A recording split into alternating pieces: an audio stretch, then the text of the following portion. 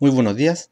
Seguimos con nuestra serie de 19 videos de los pliegos técnicos del 01 al 19. Y el día de hoy vamos a tocar el pliego técnico RIC número 9, que tiene que ver con los sistemas de autogeneración. Ya, como dijeron mis compañeros anteriormente, acá se muestra el esquema de los diferentes 19 pliegos técnicos, dentro de los cuales nosotros vamos a hablar justamente el día de hoy de lo que sería el actual capítulo 14 de la norma 4/2003, y que obviamente trae un montón de nuevas exigencias, ¿cierto? Y de regulación, debido a que vamos a justamente hablar todos estos problemas que habían antiguamente con el relé de potencia inversa, ¿cierto? De cómo yo me conecto a la red. Por lo tanto, hoy día, ¿cierto? Vamos a tratar de que esto quede un poquito más claro, ¿ya? Entonces, primero tenemos que este pliego técnico 9 tiene como objetivo, ¿cierto?, establecer los requisitos de seguridad que deben cumplir todos los sistemas de autogeneración en las instalaciones de consumo de energía eléctrica del país. Entendemos ya lo que es instalación de consumo, ¿cierto?, de la unidad de medida, todo el medio hacia adentro. Dentro del alcance y campo de aplicación, ¿cierto?, esto va a aplicar siempre al diseño, la ejecución, la inspección y el mantenimiento y conexión de todas estas instalaciones de consumo que van a operar en paralelo con la red eléctrica de distribución. Hay que entender eso, ¿cierto? Vamos a operar en paralelo. No son aplicables las disposiciones de este pliego a las instalaciones a las que se refiere el inciso sexto del artículo 149 y el artículo 149 de la Ley General de Servicio Eléctrico. En otras palabras, generación distribuida, ¿cierto? Entonces, este pliego técnico va a hablar solamente de instalaciones de autogeneración que no inyectan energía a la red, a diferencia de la generación distribuida. Y ahí dentro de las referencias normativas, ¿cierto?, tenemos, ¿cierto?, lo que es la IS 62, la 60.255-1, que va a estar principalmente ligada a el relé de potencia inversa. Entonces, dentro de las exigencias generales, ¿cierto?, sabemos que el diseño y construcción debe asegurar que la instalación no presenta riesgo para los operadores o usuarios, ¿ya? Además que el funcionamiento no debe provocar averías en la red ni disminuciones en las condiciones de seguridad ni de calidad, ni tampoco alteraciones superiores a la admitida por la normativa vigente. Entonces, lo que se está mostrando acá, ¿cierto?, son diferentes sistemas de autogeneración que no inyectan energía a la red, tales como la generación fotovoltaica, que ustedes están viendo en el lado izquierdo, ¿cierto?, o la aerogeneración, ¿cierto?, o a través de un aerogenerador, ¿verdad?, en una estación de servicio, o en el lado de acá abajo, un equipo de cogeneración eficiente, ¿cierto?, que principalmente, en términos muy generales, ¿cierto?, es un grupo electrógeno que obviamente funciona produciendo energía eléctrica, ¿cierto?, y ocupando el calor en vez de botarlo afuera, ¿cierto?, también para, obviamente, ocuparlo calentando, digamos, el agua que va al interior de ciertas tuberías. En el fondo nos permite utilizar ambos tipos de fuentes de energía en un mismo proceso, ¿ya? Dentro de la terminología, ya, que establece este nuevo pliego técnico, tenemos algunas cosas que son bastante nuevas, ¿ya? Y dentro de ellas se habla de la anti-isla, ¿ya? Entonces, la anti-isla no es más que un sistema de protecciones que consiste en el uso de relés o controles que evitan el abastecimiento de consumo del sistema de distribución en forma aislada al resto del sistema interconectado. ¿Qué quiere decir esto? Que de alguna manera yo no puedo entregar energía a la red con un sistema de esto. Es decir, si opera la red eléctrica de distribución y yo tengo mi sistema de generación, estos sistemas de generación tienen que contar con esta protección de modo de no estar inyectando energía a la red, ¿cierto? Porque de alguna manera van a ver, ¿cierto?, que se produjo una isla, por lo tanto, ellos deberían dejar de funcionar, ¿ya? La isla ahí habla de la condición cuando se produce un corte de la energía eléctrica suministrada por la empresa distribuidora y queda aislada, permanece separado del resto de la red eléctrica, quedando energizada solamente por los equipamientos de generación.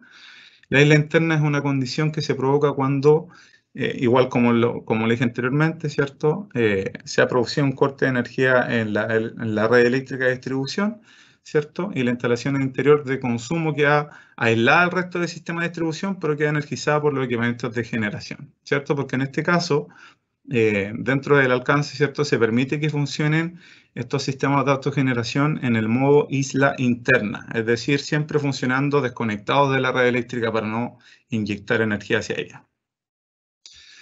Otra de las cosas interesantes dentro de la terminología de este pliego lo son el equipo de monitoreo de generación, ¿cierto?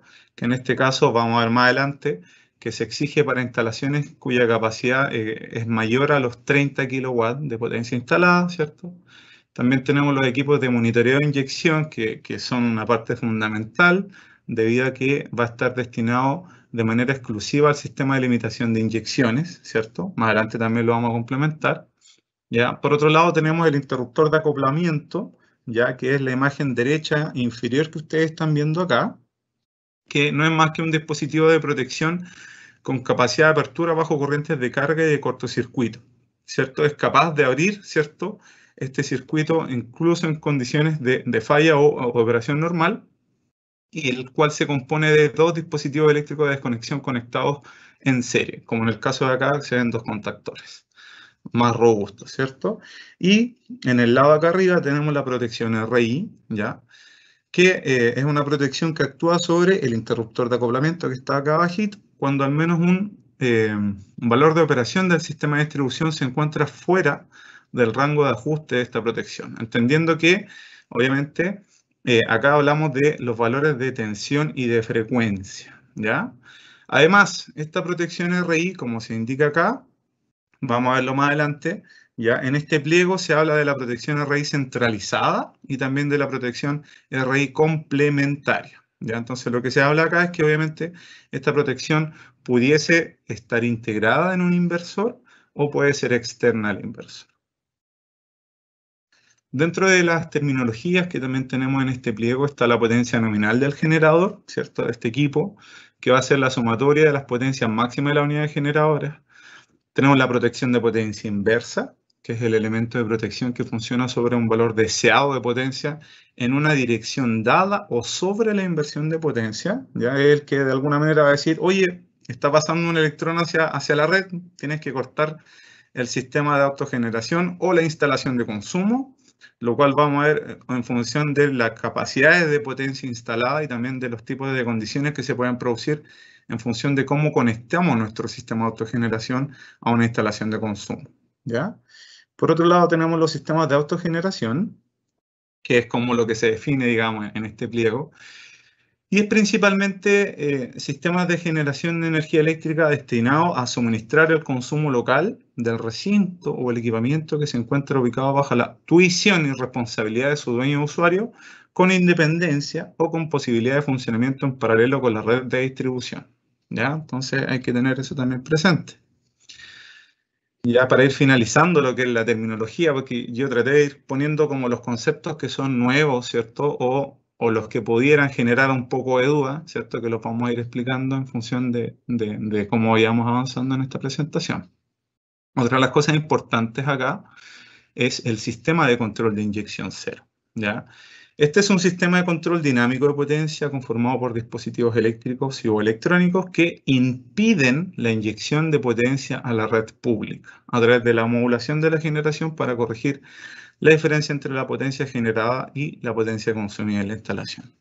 También tenemos estos conceptos que se trajeron acá del actual capítulo 14 de la norma 4/2003, ¿cierto? En el cual se habla de los sistemas de transferencia abierta, en el cual un sistema de transferencia abierta es el estado de operación en el cual el traspaso de consumo desde la red de distribución pública al sistema de generación se realiza sin interconexión eléctrica entre ambos sistemas, mientras que tenemos un sistema de transferencia cerrada, el cual es el estado de operación en el cual el sistema de generación y la red pública permanecen interconectados en sincronismo en forma momentánea o permanente.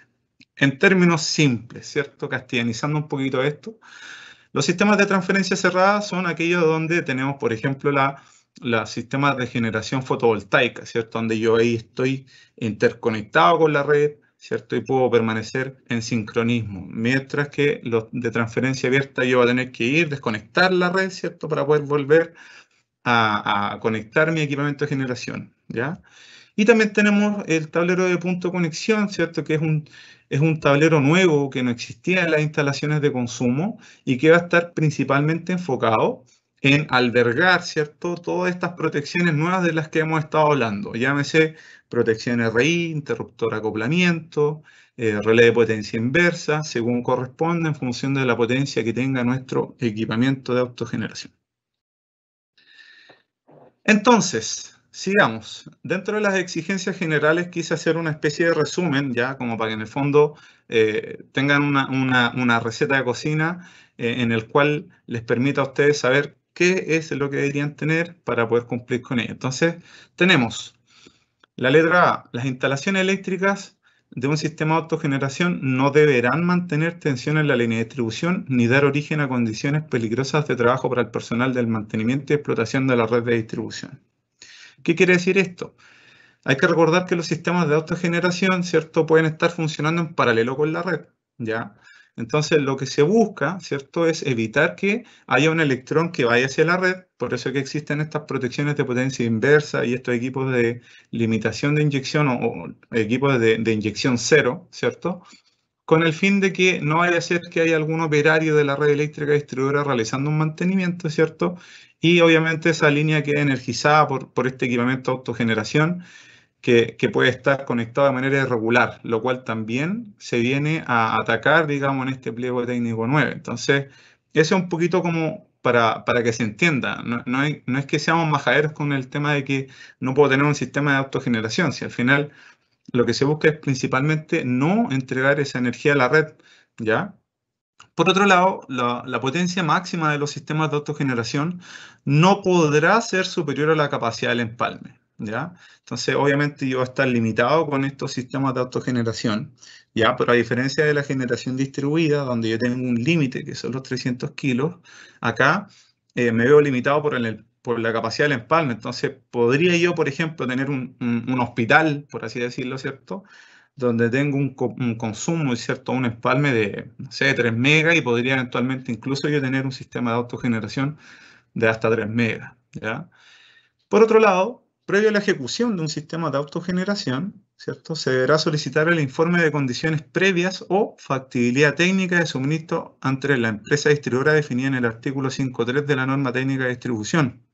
¿Qué quiere decir esto? Y acá por eso puse este formulario de solicitud de factibilidad técnica, ¿ya? Nosotros como superintendencia oficiamos, digamos, a las distribuidoras hace un tiempo atrás para que ellos pudieran incorporar en el certificado de factibilidad técnica, ¿cierto?, la solicitud de ustedes, ¿cierto?, de los diferentes usuarios o ciudadanía en función de si quieren tener un sistema de autogeneración o incluso la infraestructura para una electromovilidad. Entonces eso eventualmente hoy día ya existe, ya está operativo, por eso lo quisimos mostrar ahí, porque eso va a ser uno de los antecedentes que van a tener que entregar cuando se realice la declaración, o más bien dicho, la comunicación de puesta en servicio de un sistema de autogeneración.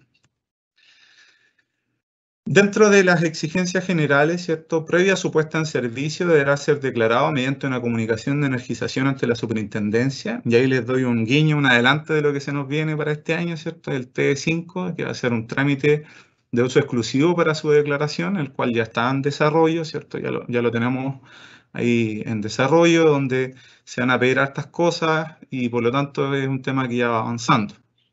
Por otro lado, toda instalación eléctrica de un sistema de autogeneración debe ser proyectada y ejecutada bajo la supervisión directa de un instalador eléctrico autorizado por la superintendencia de la clase A o B. Ya hay que tener presente que en un sistema de autogeneración ustedes ya se dieron cuenta que la limitante está asociada a un empalme y por lo tanto acá vamos a tener instalaciones que pueden tener capacidades muy altas, ¿cierto? Y por lo tanto hay diferentes tipos de generación.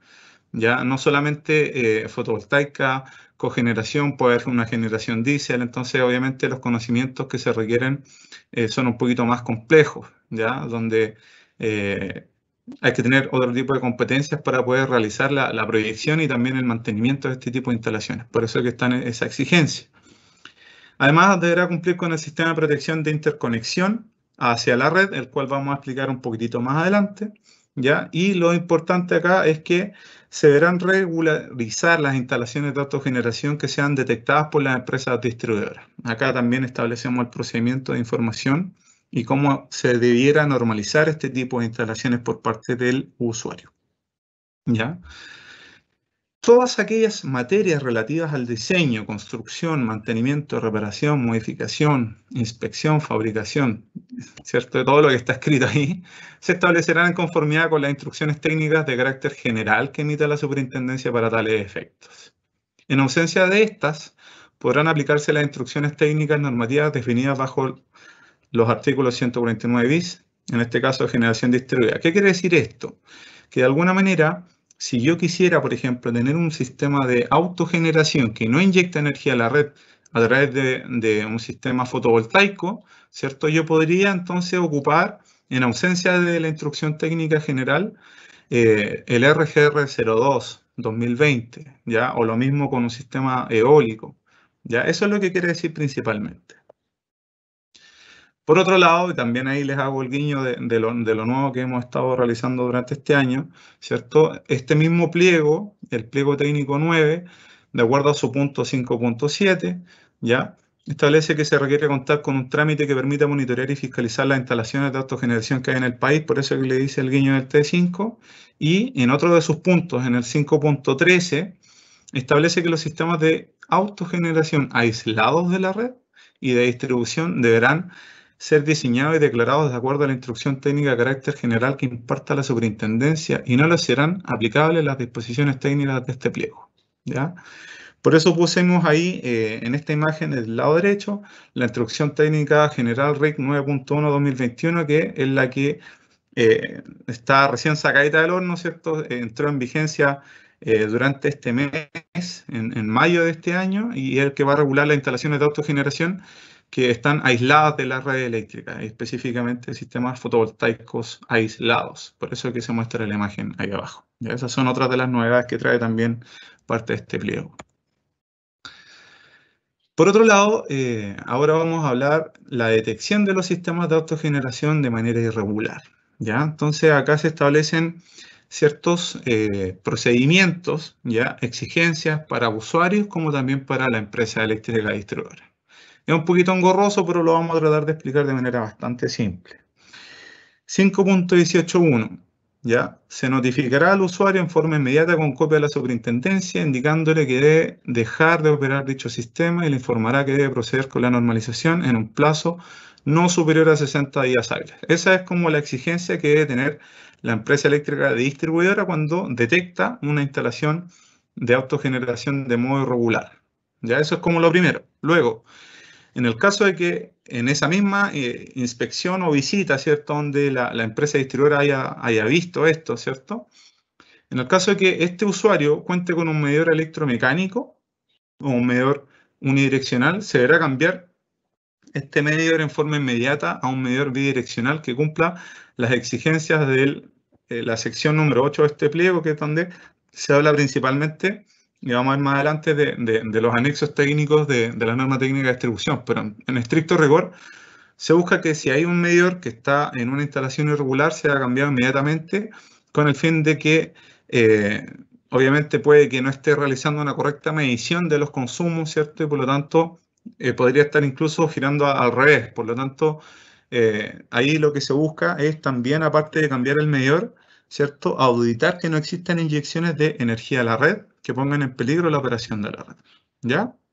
Por otro lado, en el caso de que la empresa distribuidora detecte que el sistema de autogeneración irregular inyecta energía cuando la red o el empalme del cliente queda sin suministro, es decir, él hace la prueba botando el disjuntor o la protección general que está en la unidad de medida o el medidor, ¿cierto? En ese caso, la empresa deberá contar en forma inmediata el suministro eléctrico de energía de la instalación y notificar a la superintendencia aportando los antecedentes que acrediten el hecho, ¿cierto? Porque eso es bastante grave, ¿cierto?, de que yo esté inyectando energía a la red. Ahora, 5.18.4. En el caso de transcurrido el plazo indicado en 5.18.1, ¿cierto? ¿Se acuerdan que hablamos de los 60 días? Entonces la distribuidora dijo, hay una instalación irregular, tiene 60 días.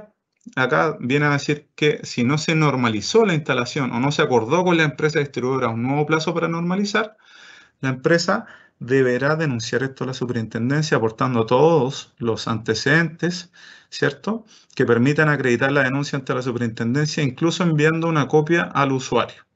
Entonces, en el fondo es como, mira, te dije 60 días, no lo hiciste, ok, vuelvo a decirle a la superintendencia y te pongo a ti en copia. 5.18.5. En los casos en que la distribuidora detecte que el medidor bidireccional registra inyecciones después de la notificación, deberá denunciar nuevamente esto a la empresa, pero acuérdense, primero vimos un medidor que era unidireccional, le pidió que se cambiara, se le dijo que normalizara, se le dio 60 días y luego de eso, la empresa distribuidora detectó que incluso habiendo un medidor bidireccional, ¿cierto?, cuando se le pidió al usuario que no inyectara, este sigue inyectando, entonces ahí la empresa vuelve a denunciar esto y adjuntando la denuncia presentada a la superintendencia, indicándole que no puede operar su sistema y en caso de hacerlo podrá proceder el corte de suministro, ¿ya? En los casos que el usuario no acate lo indicado en los puntos anteriores, ¿cierto?, la empresa detecte por tercera vez inyecciones a la red, deberá denunciar por escrito esto a la SEC, informando la fecha en la que procederá al corte de suministro. Esa es como la parte final, ¿cierto? Entonces, de alguna manera, igual el usuario tiene como misión, ¿cierto?, esto de respetar, digamos, la no inyección de energía a la red, porque eso puede ser bastante peligroso. Entonces, de alguna manera, el 5.18.7 establece que cuando se acredite, ¿cierto?, su normalización de estos sistemas irregulares, ¿cierto?, se debe presentar un nuevo certificado de inscripción de comunicación de energización a la superintendencia, donde la distribuidora va a reponer el servicio dentro de las 24 horas siguientes, ¿ya? Como establece ahí, presentando un nuevo certificado de inscripción de comunicación de energización, porque el usuario va a decir si es un sistema de autogeneración o si va a ser un sistema que se acoja a la ley de generación distribuida. Él va a tener que ver ahí qué tipo de certificado es el que le solicita al instalador, ¿ya? Luego pasamos a los medidores, que está muy relacionado con el tema anterior, ¿ya? Las instalaciones que cuenten con sistemas de autogeneración con capacidad de funcionamiento en paralelo, ya con la red de distribución, deberán cumplir los artículos 5 y 19 de la norma técnica de distribución, ¿ya?, y contar con un equipo de medida que cumpla el 4.1 del anexo técnico de los sistemas de medición, el cual deberá ser implementado por la empresa distribuidora en conformidad al artículo 6.11 de la norma técnica de distribución. Voy a explicar esto en todo caso, porque como que hay mucho texto ahí, mucha referencia a normas técnicas que son un poquito complejas de entender, pero básicamente lo que se dice es que, bueno, tiene que haber un medidor, un equipo de medida, ¿cierto?, que cumpla con los sistemas de medición, monitoreo y control que establece la norma técnica de distribución y que de alguna manera es la empresa eléctrica distribuidora la que tiene la función y la obligatoriedad de implementar este sistema de medición, monitoreo y control más el equipamiento o la unidad de medida, ¿ya? Entonces, eso es lo que quiere decir todo ese texto. Además, estos sistemas deben ser capaces de generar alertas, ¿cierto? Generar alertas cuando se produzcan inyecciones de energía a la red no autorizadas, ¿ya? Porque en este caso la empresa eléctrica es la que va a estar monitoreando esta alerta y en caso de detectar clientes que inyecten energía a la red deberá notificar al usuario como hablamos anteriormente, ¿ya? Por otro lado, todo sistema de autogeneración con una potencia instalada superior a los 30 kilos deberá contar con un equipamiento de monitoreo de generación que sea capaz de registrar exclusivamente la generación, ya el cual deberá quedar montado en el tablero de distribución del equipamiento de autogeneración y claramente rotulado. ¿Qué quiere decir eso? Que independiente de la unidad de medida o el medidor que tiene la empresa distribuidora para la facturación, ¿cierto? Ya, yo muy cercano a él debiera tener un medidor de uso exclusivo del sistema de generación.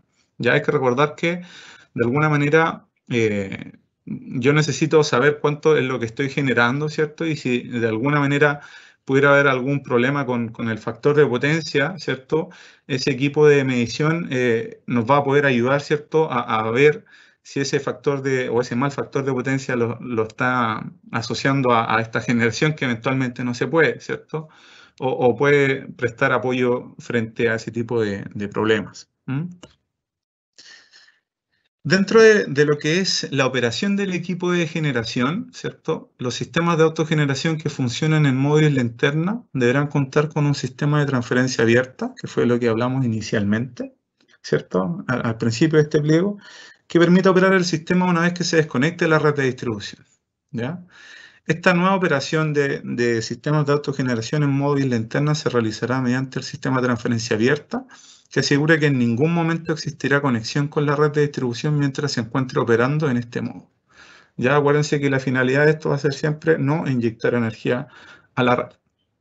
Ya, por otro lado, también se establece que la conexión o reconexión de los equipamientos de generación a la red de distribución solo puede ocurrir, ¿ya? Solo puede ocurrir, por eso lo destaqué, si el equipo de generación establece que la tensión y frecuencia de la red están dentro del rango de tolerancia, como lo establece el artículo 5.16 de la norma técnica de equipamiento de generación o la norma técnica de net billing, donde ahí se establecen cuáles son los valores de tensión máximos mínimos, ¿cierto? Y de frecuencia máximo es mínimo. Lo que viene a decir es que, oye, ojo, tú vas a tener una protección RI que va a estar monitoreando cómo se comporta la red eléctrica de distribución.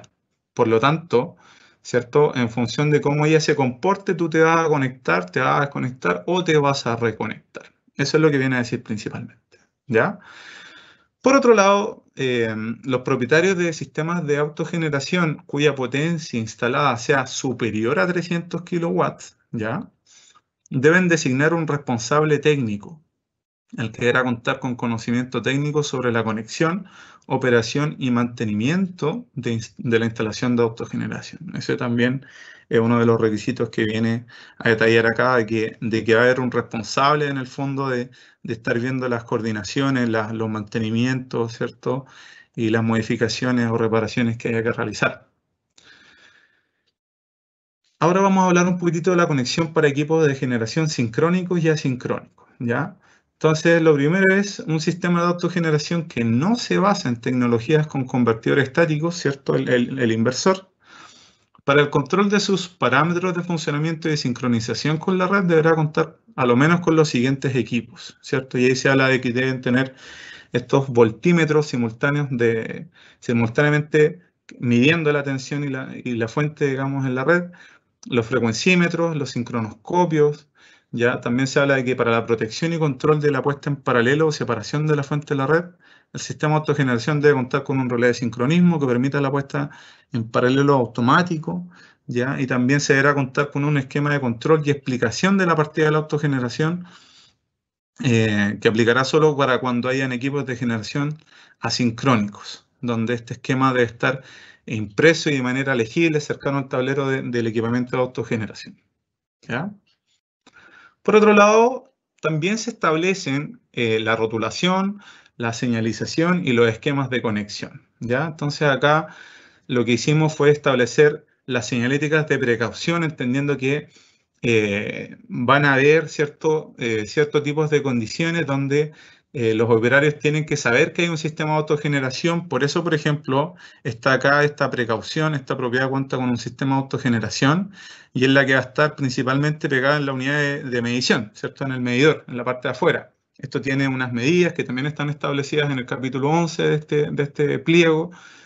También se habla de las rotulaciones que tienen que ser indelebles. También se habla de que, por ejemplo, los conductores que vengan de un sistema de autogeneración y que lleguen a una barra, ¿cierto?, de un tablero general o de un tablero de distribución existente dentro de una instalación de consumo, tienen que ser rotulados, ¿cierto?, y tienen que verificarse, ¿ya? Aquí lo que buscamos principalmente es que puede que una empresa desarrolladora A realice la ejecución de un sistema de autogeneración, sin embargo, pueden haber empresas B y C que son los que van a hacer el mantenimiento y por lo tanto cualquier persona o técnico, ¿cierto?, que se meta a realizar algún mantenimiento dentro de esta instalación tiene que saber que va a haber una energización por una fuente de autogeneración y que tiene que estar claramente señalizado, ¿ya?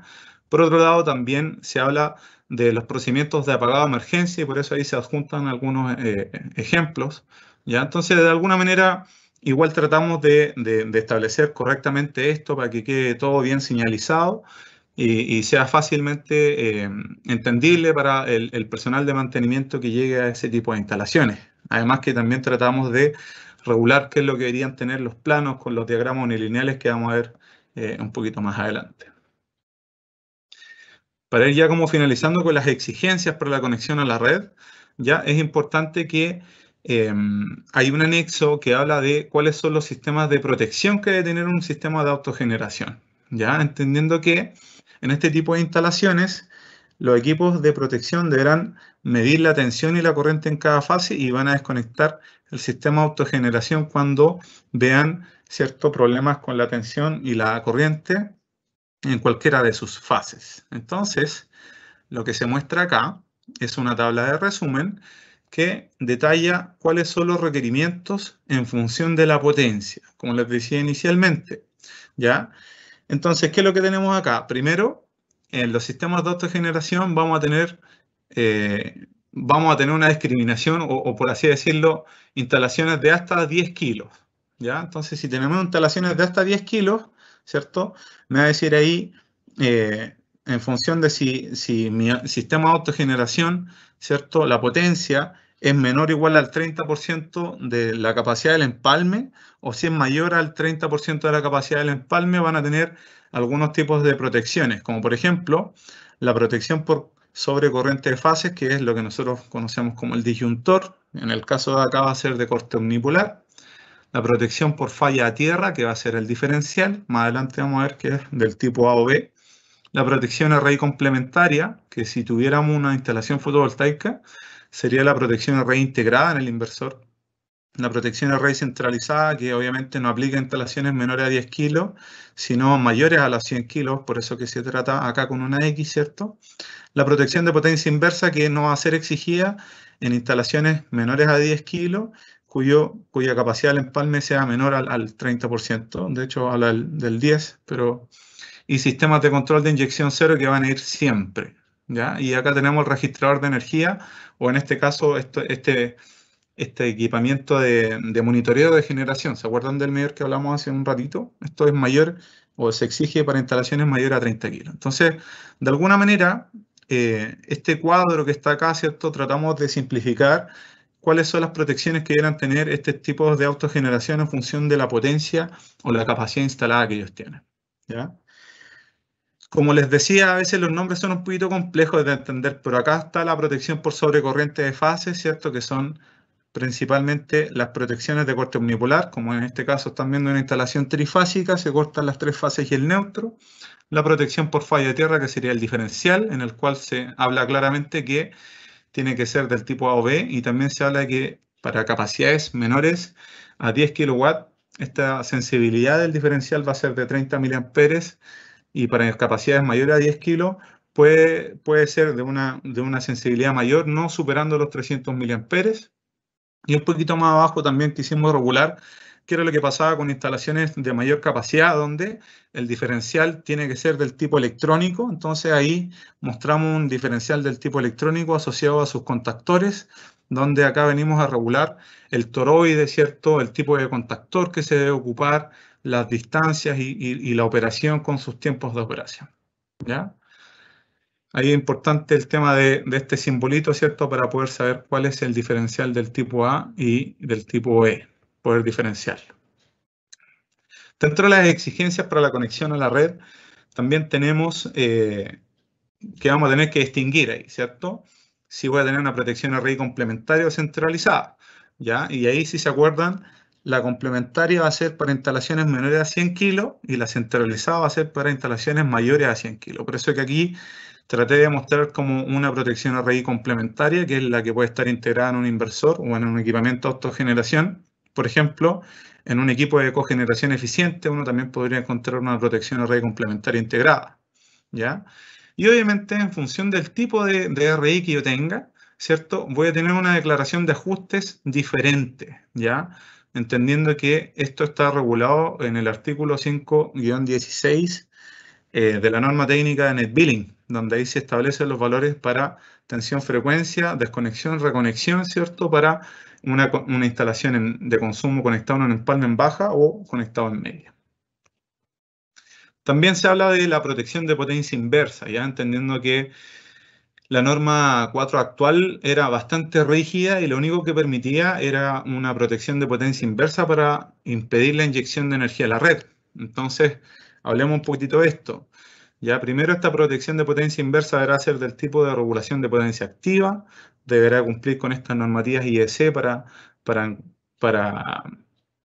de alguna manera acreditar, digamos, que cumple con estos parámetros de monitoreo, de control, ¿cierto? Y también se viene acá a establecer cuáles van a ser los tiempos de operación del interruptor de acoplamiento, bueno, asociado a la protección de potencia inversa en función de sus capacidades, ¿cierto? Y aquí se establece que para instalaciones menores o iguales a 300 kilowatts de capacidad instalada, ¿cierto? El ajuste del relé de protección de potencia inversa va a ser de un 2% de la potencia nominal de la unidad generadora, ¿ya? Y el tiempo de operación va a ser de 10 segundos. Y obviamente, en función de cómo yo vaya teniendo un sistema de autogeneración con una capacidad mayor, ¿ya? Entonces menor va a ser el tiempo de operación. Es importante indicar acá que el relé de potencia inversa, como es bastante rígido, ¿cierto? Él me va a cortar todo el sistema de autogeneración o la instalación de consumo, ¿ya? Va a estar siempre asociado a un sistema de control de inyección cero. De modo que antes de que opere la protección de potencia inversa, ¿cierto? Va a estar, ¿cierto? Jugando ahí lo que es el sistema de control de inyección cero, reduciendo la generación para que obviamente no opere la protección de potencia inversa, entendiendo lo complejo que podría ser, ¿cierto?, botar una planta de 1,5 megas o de 3 megas o de mayor capacidad. Nos vamos a ir a los esquemas de protecciones para sistemas de autogeneración. Esto es un poquito más complejo, pero vamos a tratar de hacerlo más simple, ¿ya? Primero, acá tenemos en el lado derecho, ¿cierto?, un diagrama unilineal, que es el que aplicaría para la primera condición, la más simple de todas. Y aquí estamos hablando, por ejemplo, de sistemas de autogeneración de potencias bastante pequeñas, 1 kilo, 2 kilos, 3 kilos, ¿ya? Entonces, primero me dice, este diagrama, ¿cierto?, va a aplicar para potencias menores a 100 kilos, cuya capacidad de generación no supera el 10% de la capacidad del empalme, ¿cierto? Si tengo un empalme de 10 kilos, bueno, ahí puedo tener un sistema de 1 kilo y voy a poder cumplir con esto, ¿ya? Y por lo tanto, lo vamos a explicar de la siguiente manera. Acá, ustedes en la parte inferior están viendo un sistema de generación que se compone de diferentes paneles fotovoltaicos. Estos paneles fotovoltaicos van a ir hacia el inversor, ¿cierto? Que obviamente va a transformar la corriente continua en alterna. Y ahí pusimos una protección RI con el interruptor de acoplamiento que están integrados en el inversor. Por lo tanto, acá se compone ya de la protección RI complementaria, que es la que se establece en este pliego. Luego esto tiene un sistema o sus sistemas de protecciones, que son los que hablamos anteriormente, ¿cierto? Los disyuntores, los diferenciales, están dentro de este tablero de distribución de autogeneración, ¿ya? Y esta a su vez se conecta con el tablero general, entendiendo que pueden haber otro tipo de tableros de distribución dentro de la instalación de consumo, ¿ya? Y luego tenemos la unidad de medida, el empalme. Entonces, acá está el tablero de punto de conexión que yo les mencioné al principio de esta presentación, ¿ya? Este tablero de punto de conexión, lo que va a tener ahí es el sistema de inyección cero, ¿cierto? Que va a ser lo que él hace, estar ahí sensando, ¿cierto? Cómo se comporta la energía, ¿cierto? Él va a estar viendo de alguna manera los parámetros de la red eléctrica, ¿cierto? Y va a estar viendo también en paralelo la generación que yo estoy teniendo en un mismo momento para obviamente decir, oye, tienes mucha generación, vas a tener que bajar tu sistema de generación para igualarlo, para no inyectar energía a la red. Esa es la finalidad, ¿cierto? No inyectar energía a la red. Entonces, tratamos siempre ahí de poder colocar la mayor cantidad de antecedentes, ¿cierto? No nos da mucho espacio en el AutoCAD porque sí va a haber mucho menos, pero hay que entender que mientras más información ustedes le den a la superintendencia en cuanto a las caídas de tensión, los tableros que se incorporan, la canalización, los conductores, ¿cierto? Más fácil va a ser la revisión por parte de la superintendencia, que es lo que se busca, ¿ya? Por otro lado, tenemos que hay diferentes esquemas de conexión en función de si mi capacidad es mayor a los 100 kilowatts de potencia instalada, ¿ya? Entonces, por eso que el esquema de acá es un poquito más complejo, ¿ya? Si ustedes lo ven, tenemos la opción A, que habla de la protección array centralizada junto a la protección de potencia inversa del sistema de control de inyección con operación sobre el interruptor de acoplamiento que va a desconectar el sistema de autogeneración. ¿Cómo se explica esto? Primero tenemos un sistema de generación, ¿cierto? Puede ser energía renovable, diésel, da lo mismo. los cuales están acá abajo y tienen su protección array complementaria. ¿Ya? Estos van a estar con sus protecciones en el lado de alterna dentro del tablero de distribución de autogeneración. Por ahí se indica el monitoreo de generación, ¿se acuerdan? Si la instalación es mayor a 30 kilos, en este caso sí aplica, ¿ya? Y por lo tanto esta energía la vamos a entregar acá, al interruptor de acoplamiento. Y ese interruptor de acoplamiento a su vez la va a entregar al tablero general por obviamente tener esta autogeneración.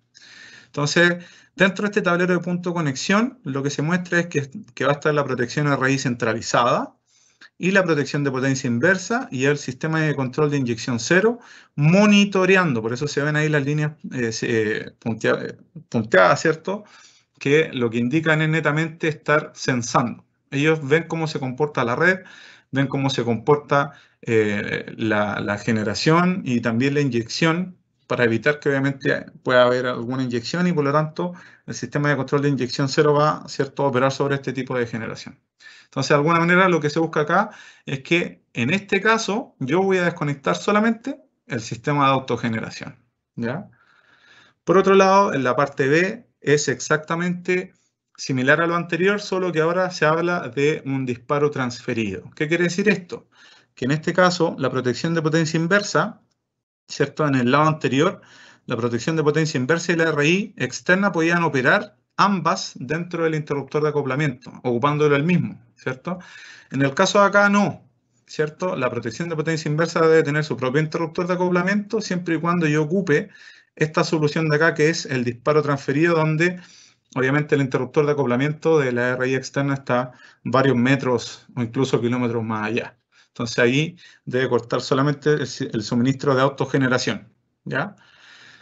Por otro lado, ¿cierto? Acá es donde nosotros vamos a botar todo el sistema de instalación de consumo. ¿Por qué razón? Porque de alguna manera se vienen a dar diferentes tipos de opciones, ya después vamos a ver el por qué, pero de alguna manera buscamos que la instalación de consumo, ¿cierto? Que viene la energía desde la red, ¿cierto? Va a pasar primero al interruptor de acoplamiento, ¿ya? Y luego de pasar al interruptor de acoplamiento, va a llegar al tablero general. Por lo tanto, obviamente, si llegase a operar alguna de estas protecciones, lo que va a pasar es que va a botar toda la instalación de consumo, ¿ya? Y en el esquema D es exactamente igual al C, pero, ¿cierto? Acá tengo el disparo transferido con la protección array externa. Por lo tanto, lo que buscamos acá es principalmente lo mismo, ¿cierto? La energía eléctrica de la red viene, va a pasar directamente al interruptor de acoplamiento y de ahí se va a devolver al tablero general.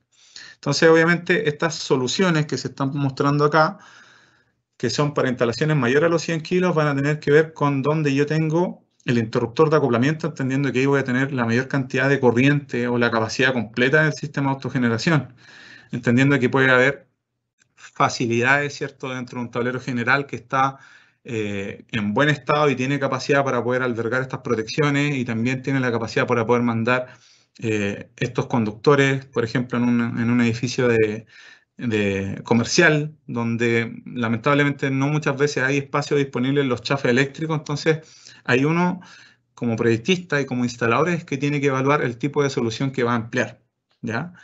Y para ir ya finalizando, tenemos también qué es lo que pasa con las etapas intermedias, ¿cierto?